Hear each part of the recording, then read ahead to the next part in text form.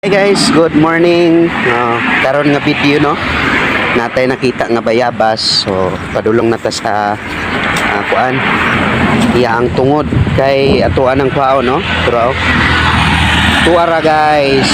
Tara. Tara oh. Oh. So ako na i-focus ninyo ha para makita ninyo. Dara tong bayabas guys oh. Nakita. Duha ka buok. So dagko kayo. Ato na lang na siyang kuhaon kay basin maunhan ta ba kayo? Daplin ra kay siya sa highway. Nga daghan kayong mga estudyante mangagi ni kahapon. Daghan naman igbunga atong bayabas.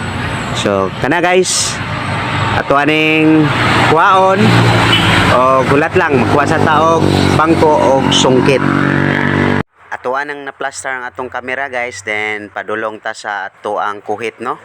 Para kuhaon na nato ang bayabas. So lisod gayning kita ra isa bitaw mga kabutyok kay walay mo gunit sa camera ba. O tara ato nang gikuhit.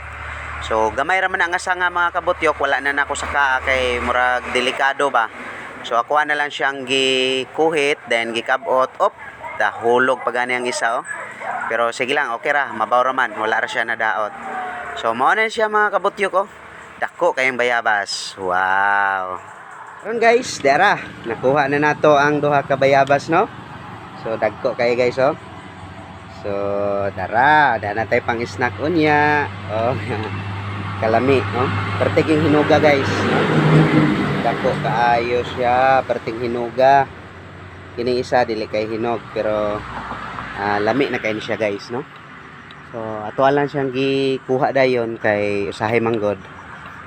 Dili na to mabantayan ba na mangagi. So maunhan ta. So kato lang guys, thank you for watching.